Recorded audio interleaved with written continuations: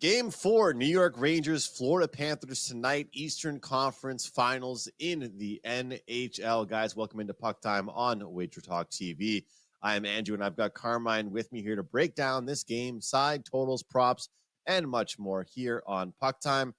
Carm, the road teams continue to make money in the NHL. In the playoffs, especially here, these road teams continue to have success. Now, the road team 2-1 in both series, both the West and in the East.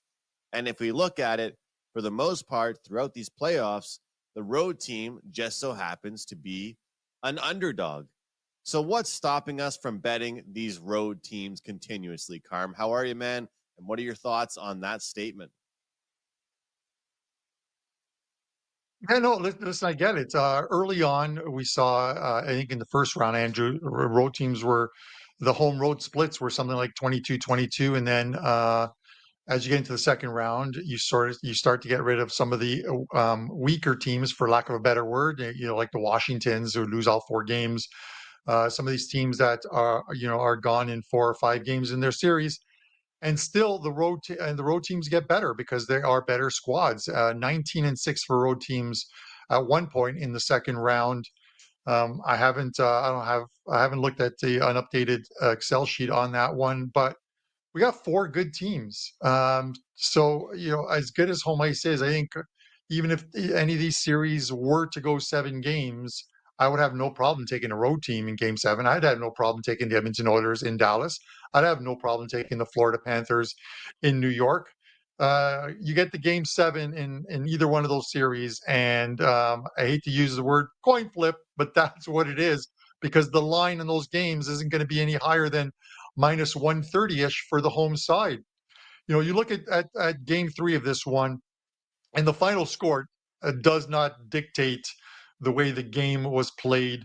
You look at it, and uncharacteristic of Florida to score a goal and then allow a couple quick ones in that first period. But I talk about analytics, and it's just a point of making the point of what the analytic numbers are.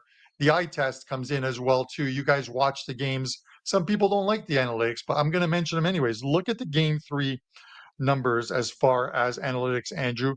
XG numbers in a game that had 9 goals in it, 3.77 to 1.77 for Florida in all situations, 5-on-5, 6-on-4, 4-on-3, everything included there. That's basically 5.5 goals of XG in a game that they generated 9 goals. So what does that mean? It means that Florida did what they were supposed to do as far as scoring. They generated almost 4 goals. They scored 4 goals. The Rangers well exceeded it. So now you look at it, was it Bobrovsky in goal? Did he play that bad? Because they only generated 1.77 XG. They scored 5 goals. The fifth one was like a deflection off the glove or whatever it was into the net. It's a goal. That's all that matters. It's a goal. The high danger chances, 16-8 for Florida in that game, Andrew. The shots on goal, 37-23. I don't put a lot of stock in shots on goal, guys, because teams can win with 20 or fewer shots on goal. And you look at the Rangers, they scored 5 on 23 shots. The scoring chances, 46-21 for Florida. So these aren't excuses on Florida. I'm just saying the numbers stacked with Florida, and it still wasn't good enough, because this is a good and a special Rangers team. They showed up, and it wasn't even their stars that did it in that game. So what does that tell you? They scored 5 goals, and it wasn't one of those ones where it's Kreider, Mika Zibanejad, Artemi Panarin, and Vincent Trocheck that scored all 5 goals, and the stars showed up. This team is very good. What happens tonight, if you're looking at like sort of that zigzag thing, and this series really hasn't zigzagged, the first couple of games did, but it's back-to-back wins for the Rangers. I'm sticking with my pre-series prediction that this series goes at least 6 games. And if for it to go 6 games, Andrew, the Florida Panthers have to win tonight, because if this goes back 3-1 back to New York, I just don't see the Panthers pulling off another one of those miracles like they did last year in the playoffs where they came back from 3-1 down. I think it was against the Bruins and won that series. The Rangers are a different beast. But with that said, I like the Florida Panthers here. You have to look at how you want to play this game because the price is minus 160 to minus 170. It's a high price. You can split a couple units and take the puck line. I know taking a puck line is always dangerous. You're getting plus money, but if Florida can lock them down tonight, they're going to have to find a way of locking them down. It should be a low-scoring game. You can look at it in regulation as well too, but a couple of these games have gone to OT, so you could end up with a winner that turns into a loser. I think Florida gets it done in 60 minutes tonight. So give me the Panthers, Andrew. And can you talk me off that one? Carm, I can't talk you off it. The only thing that worries me, though, is that everything you just mentioned, I was going to say the same stuff about this Rangers team, right? People continue to call the Rangers a team of destiny. You take a look at the numbers here, at the lines for the game from DraftKings, seeing minus 165. You got some books showing 170, as you were talking about. Total, of course, being at 5.5. But you mentioned it, Carm, and this is what worries me here. A lot of times when a team does not win a game they were meant to win, usually they bounce back the next game with a game that they actually deserve to win. And that's kind of what worries me a little bit because,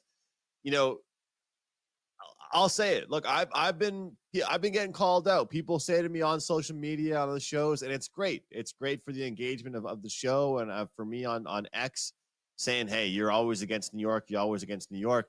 And now it's not just me. It's everybody, because analytic people that are watching the games, a lot of times, when's the last time Bobrovsky gave up 5 goals? It hasn't happened in a long time. When's the last time this Panthers team got off to the start that they did in the game and they weren't able to protect the lead? It doesn't happen very often. But instead of looking at the analytics and saying, man, the Rangers shouldn't have won, like you were doing as well, we kind of have to look at this and be like, man, we have to tip our caps to this team that continues to find a way. And Carm, for me, during these playoffs, a lot of the games that I've lost my over bets on, the over 1.5 has still cashed in the first period. And it's very frustrating. Game 2, I had the over in Oilers versus Stars. Of course, game 3 goes well over. And of course, you see I had game 1 over in New York and Florida, and game 3 goes well over, or game 2. So, sometimes things you're like a day late, dollar short. But the things with this Rangers team, Carm, is that I think they're going to get off to a good start as well, because they're a veteran-built team. They know, just like you and I know, they didn't play very well in that game, and they still scored 5 goals. They still won the game. Looking at the numbers here, as far as shots on goal, 37-23. I know you said you didn't take into account, but as you were just talking about, purely dominated on that standpoint. Something that Brian and I like to use as far as money puck, the deserve to win meter, 77% as far as the Florida Panthers. They think they 77% of the time should have won that game. So, Carm, in short here, well, I guess not really in short after going on here, but I like the over 1.5 in the first period. It's at minus 110. And I hate to go on the other side with this one here, but I love the price. Minus 130, New York Rangers team total over 0.5 goal in the first period. So I think that the both teams to score is a good bet, but I don't want to get greedy with that one. That's plus 185 for what it's worth. And it was 2-2 after the first period in the last game. It's kind of hard to argue with a plus 185, but I'm going to go with the over 1.5, but small play on the minus 130 team total over. And I have to shout out Louis Vuitton Don. This is someone that DM'd me on Twitter, X, this morning, Carm. Louis Vuitton Don. He DM'd me and said, this postseason, the Stars are 5-0 in games 3 and 4. Rangers this postseason are 5-1 on the road and 4-0 in overtime games. Those two numbers alone say the Rangers plus 145 is the move. That's the thing, Carm. At this Yeah. point, I know this is going to sound funny, but I'm going to throw it back to you with this. You and I watch a lot of hockey. We love the game. And we look at analytics as well.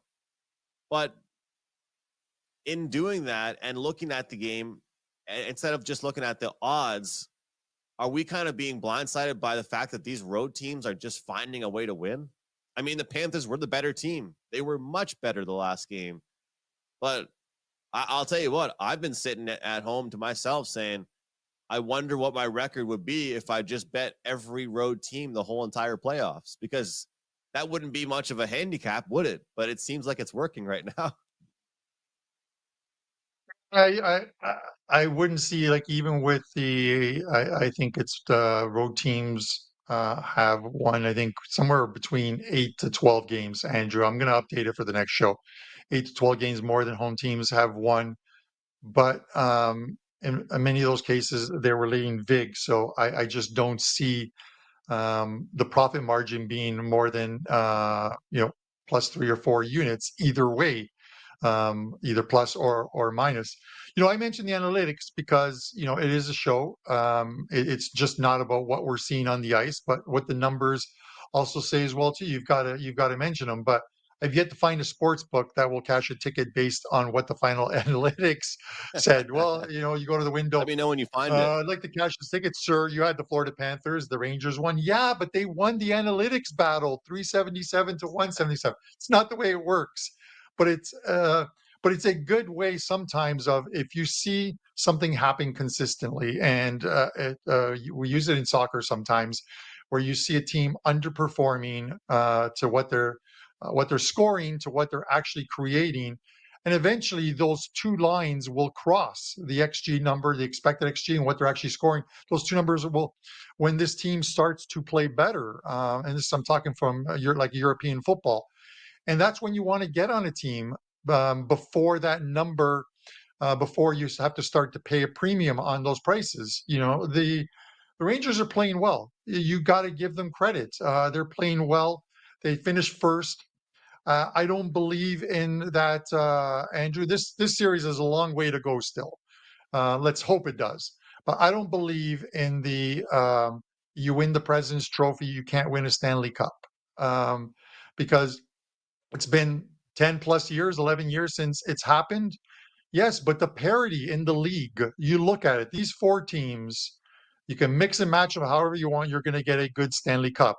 You could have thrown some other teams into the mix as well too, and there's parity in this league now. So just because you finish first in the league doesn't mean you can't win the Stanley Cup, and the Rangers are there. They are favorites right now to win the cup. Dallas is the second choice. Obviously, the teams that are up 2-1 in the series are going to be like that, Andrew. But we talk about how teams play. The Rangers are going to come out tonight. Both teams are going to come out tonight, but the Rangers are going to have almost that energy in them that they're free rolling in a certain way. They're free rolling.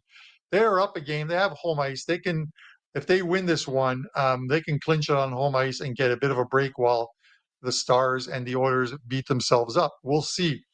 I have a feeling Florida plays their best game of the series tonight. Whether that actually happens and it's still good enough to win, we'll have to see. But you look at yesterday's game, Andrew, between Dallas and the Edmonton Oilers, and that game, for the most part, was an even game. You look at like XG numbers, 384 to 318 for the Oilers. Shots on goal, 31-22. Again, not a big disparity there. Scoring chances, 29 to 24 for the Oilers. High danger chances, 16-10. Not a lot of separation. You know what the difference in that game was? Edmonton was up 2-0 at the end of the first period. The Dallas Stars came out, and the Oilers had nothing to match the energy of the Dallas Stars in that second period. The Stars owned that second period. They owned the Oilers, and that's when they won the game in the second period. That game was done in the second period. If you were there, those goals just let the steam out of that arena. The fans were, the energy level in that arena in the first period was unbelievable. But they just sucked that energy out in that second period, Andrew. agree or disagree, that second period from Dallas was a masterclass. Absolutely. I mean, it goes to show what everybody kept on talking about with that team, with the veteran players they had and how deep they were, Carm. The Oilers came out. They were the home team. They had the crowd behind them. They had the energy. McDavid played, I'd say, the best period I've seen him play in my life. I mean, the guy had like 7 shots after the first period, it felt like. They're up 2-0, and then just like that, Dallas, unfazed, comes in, second period, takes control, gathers the game back, and then, of course, they end up taking the lead, and they don't look back from there. And it's a really good point, Carm, about not just playing 20 minutes of a game, but playing a full 60 minutes. And that's what I wanted to ask you about the total in the Panthers and Rangers game, to get back to that series. Do you think that we're getting these interesting spots now? Obviously, the last game went over the total, Carm, but what I've noticed a lot is that whether these totals go over for the full game or not, we are seeing first periods going over, but then sometimes the full game doesn't. What do you think about the total in this one as the series progresses? As Bobrovsky, will want to have a bounce back game. It wasn't his best game of the series, but some series we were kind of seeing, Carm, the series start with high scoring games, gradually get lower scoring. It kind of feels like with the conference finals right now, it's been the opposite. It's been starting low scoring, and then it's just gotten higher and higher from there, as we're seeing a 5-4 result on Sunday between these teams. And you know what's crazy? A 5-4 result, Carm, and we had Florida 2 for 6 on the power play, New York 0 for 2. From the total standpoint, it kind of feels like live unders are in play. I know the last game isn't a good example, but if we continue to see a bang in the first period for both games, both conferences, it almost seems like a good idea to jump in and be the contrarian on the live under. But before we jump into any props, is there anything in the totals market that's been sticking out to you at all? So you look at this game, Andrew, and you look at it. Usually we correlate things and we say, like, well, if you like the Rangers, then you like the under. Or if you like Florida, you also have to like the under. You look at the other series, and if you like Dallas, you would think it would be an under, and if you like Edmonton, you think it would be an over. To the point of the Edmonton one, I'm just going to go off on a quick tangent. If the total is 5.5 for Game 4, I think you have to jump on it and take that total in Game 4. I had the over in that game yesterday, and it got there, and a Game 4 is likely going to go over. But to the point of this game here, yeah, I, I'm fully prepared to draw a line straight through the 5-4 score because the numbers really didn't support that score. Still two very good goalies, Bobrovsky and Shesterkin, who's having a Conn Smythe playoffs thus far. But you look at Florida at home in the playoffs, 7 games. They've only allowed a team to score more than 2 goals twice. Once was this 5-4 game in OT, where again the Rangers only generated 1.77 goals of XG, and the only other game was the first game of the Boston series, where Boston came in off that series win, a lot of momentum. Florida had a few days off, and the Bruins just rolled them in that first game, and then Florida took care of them from that point forward. Only 2 games um, of 7 at home, and you want to go a little further back? Go a little further back, and in their last 12 games, they've kept opponents to 2 or fewer goals in 10 of them. So I expect Florida to be a tough defensive team tonight at home. Whether that's enough to get them the win and to keep the game under the total, we'll have to see. The game will play. The game plays out the way the game plays out. But it is hard for me to come out here and tell you take the over in this game 5-4. It's going to get another high scoring game because the numbers don't support it. The numbers Right. really don't support it. I'd rather be on the side of numbers when trying to make a point on why to take a play than not. So the numbers don't support it in this one. So I'm leaning under in this game. Karma, a guy that hasn't actually been playing well recently, who had a great first and second round, that would be Alexander Barkov has not been looking great. No points for him in 4 of his last 5 games. However, that one game he does have a point in. Well, he has 2 in the last game, the game that was in Florida. He had a 2-point game last game. It makes sense, of course, because his team had 4 goals. But he hasn't looked good. Verhaeghe hasn't been shooting the puck nearly as much. Reinhart has kind of calmed down a little bit. One guy I had my eye on as far as an under is concerned, Brandon Montour has gone under 2.5 shots in 4 of his last 5 games. He does not have a point in 5 straight games. I don't think Montour is going to break, anything here for this Panthers team and kind of, even things up. He's more responsible for defense in this series. But one that I was looking at this morning that I really do like is actually Barkov for a power play point, Carm. You know that we've talked about those a lot on the show. I like them. And as you mentioned, the Florida Panthers might be one of the most take the most penalties in the league. However, this Rangers team, we saw what Jacob Trouba's been up to, his old tricks. They give up a lot of penalties too. Like I mentioned, the Panthers were 2 for 6 on the power play in the last game. If they convert even one more time, that game is a whole different story. So the number, Carm, I'm seeing on Barkov power play point is plus 190, plus 195. FanDuel and DraftKings, different prices, but I really, really do like that one. With his assists, with his passing, he's certainly been out there. And, overall, I keep on talking about this, but it's been a good time to bet unders as far as player props go. Each player kind of has each team has their player that keeps on going over. But overall, Carm, it's not like the regular season. Like the books are not adjusting like 4 or 5 shots fewer per game in the NHL playoffs. And a good example of that, I know Andy Lang keeps on mentioning this guy, Mika Zibanejad. He goes under 2.5 again. He goes under on his points again. He's someone that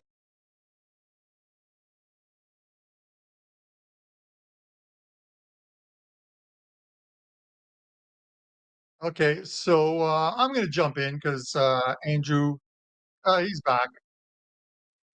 the only I guy thought I'll Andrew went say, for like a Carm. coffee. I thought you went for a Yeah, coffee or something. You know what I mean? Like we've yeah. almost made it through the playoffs without me muting my mic. It's been pretty good from that point of view. But to your point of, and I'll let you finish your thought. To your point of like Barkov, I get it. Um, the goal scoring props are ones that I've pretty much stayed away from the whole playoffs, Andrew. The shot props, the one I'm going to come back to, I took it in the last game and I lost with it. I'm going to come back with it again, is the Mika Zibanejad under 2.5 shots. Because again, they only had 23 shots in that game, in a game that went to overtime. And he got that third shot late. He had gone 6 straight games where he had 1 shot on goal, 4 games in a row, and then 2 shots and 2 shots, and then he gets 3 the last game. I'm going to go with the under in that one because I just think Florida does a very good job of shutting down the top 2 lines, and they've done it in this series. Unfortunately, there's a bunch of other guys that are scoring for the New York Rangers. So we'll see what happens. But the only one I like is the Mika Zibanejad, and I'll likely put that up as a free play up on the site and take it for a unit or two.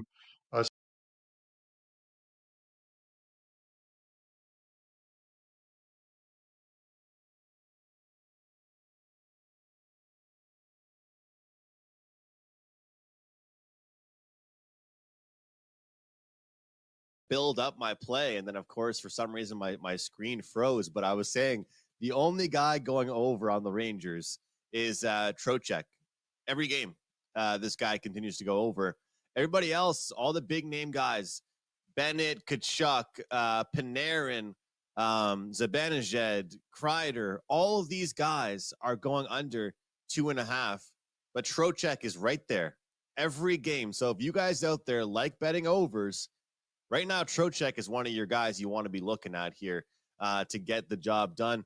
And Carm, I'm gonna leave you with this. We can switch gears, but I want to bring something up because I have been looking at a couple of these other ones. Block shots. I've been playing these on some of those apps. Not really the sportsbook apps like Underdog Fantasy, Prize Picks. Tanev has been an absolute machine for the Dallas Stars. We've seen Darnell Nurse be a machine for the Oilers. Heiskanen's been great. Heiskanen had over 1.5 block shots for his prop last night. He had 3 block shots in the first period. So if you guys can shop around, and your books should offer these, minus 105 over 1.5 block shots for Adam Foxcarm. He's hit this in 4 of his last 5 and 8 of his last 10. But nobody's betting it. No one's paying attention. They are not changing the odds on this. Adam Fox over 2.5 block shots. And we're also looking at the under 1.5 for Mikola. But that's it for me as far as the prop market is concerned, Carm. And now as we look at the series price in this game, or in this series, would you recommend, if anybody likes the Panthers tonight, to jump in on the Panthers to win the series? It's one of those ones where, excuse me, Andrew, we talked about it. We've talked about like series prices as we've gone along, and taking the plus money ones, because the plus money ones, you could have gotten the Stars at plus money, and into game 3, if you thought the Stars were still the right team, you're getting plus money on them. We talked about the Rangers after they lost game 1. The price in that series made absolutely no sense after Florida won game 1. The Rangers were plus 250 in that one, Andrew, if you remember.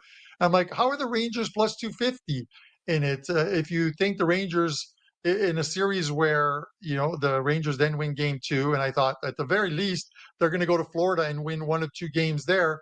And then we got a 3-game series, and you got a plus 250 ticket in your hand on a team that has home ice in a 3-game series. We'll see if that comes to fruition if the Florida Panthers win tonight. But now you got the Rangers are minus 160. If you had taken that plus 250 and you wanted to get out of the bet, lock in a profit, you could easily take the Florida Panthers at plus 140 now. You can't lose money on that. You just find the sort of the perfect amount to put on Florida that gets you the same amount of money no matter who wins the series. You look at the Oilers. Oilers are now plus 210. They were minus 190 at one point in this series. If you think the Oilers are going to win game 4 and send it back to Dallas, it's a 3-game series and you got a plus 210 ticket in your hands. I wouldn't put it past them, Andrew. They played a good game. They played one bad period. And their 2 games in Dallas were very good ones in which they split the 2 games. So maybe the Oilers at plus 210 is worth a shot, because if they win game 4, the Oilers win game 4, that price on Edmonton comes down to about plus 120-ish. So you're getting plus 210 now on them. I would likely take that one on Edmonton. Obviously, if the Dallas Stars win game 4, you basically have a coaster with your ticket to put your drink on. But with that said, Andrew, of the futures that are available right now, I would say the Oilers at plus 210. And that is not the Canadian Carm cheering for a Canadian team to win the cup. I just think this is a very good Oilers team.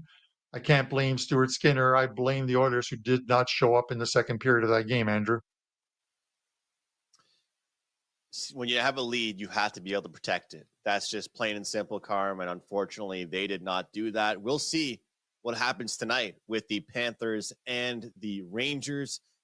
Guys, I'll have some props going up as well. But hey, you heard a lot of what I had to offer here today on the show. And we just want to make some money here for you guys on PuckTime. But if you want to find all of our favorite plays, you can go to our homepage over at WagerTalk.com, wt.buzz/am. Get our best bets, our favorite plays of the day. And I've got a huge deal going today and for next week in the CFL, Canadian football. Carm, we're taking $50 off the early bird special right up until the season begins. Once the season begins, the price will go from $250 back up to $350. So if you guys want it, that's the lowest it will go. Before we did a combo with the CFL and NHL. Now with not too much time left in the NHL playoffs, we are doing a huge $50 off deal in the CFL season. So you guys can grab that. It's only good for the next handful of days here. So if you guys want to join me for a 21-week season with playoffs and the Grey Cup championship game, $250. Just get that over at my profile page. One baseball bet, and the rest of my hockey plays you can get, of course, at WagerTalk.com. Carm, you've been talking a lot of soccer to me, but you're also cashing winners in the MLB and, of course, the NHL. What do you have going today?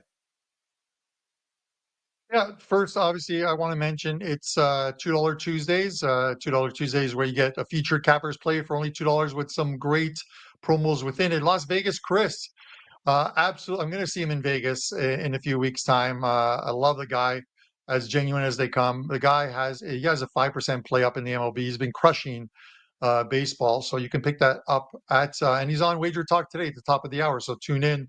You can pick that up for only a couple bucks. One MLB play for me, 15-7 in baseball, an easy winner yesterday.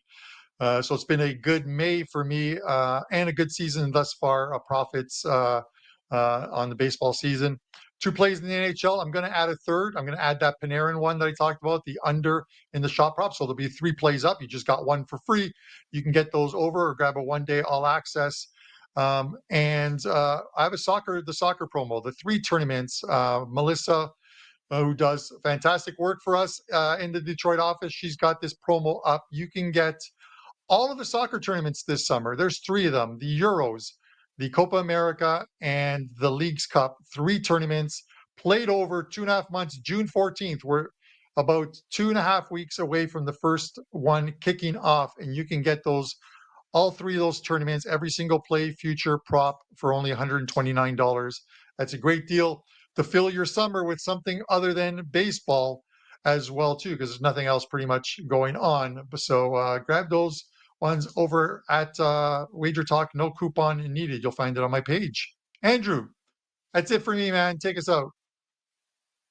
All right, guys, enjoy game 4, Panthers and Rangers. Whatever you're betting, best of luck. Let us know in the comments section and do us a favor. Hit the like button, subscribe to our channel, and show us some love. Thanks for being here with us on WagerTalk TV. We'll see you tomorrow for the breakdown of the Oilers and Stars. We'll see you next time, guys, right here on PuckTime.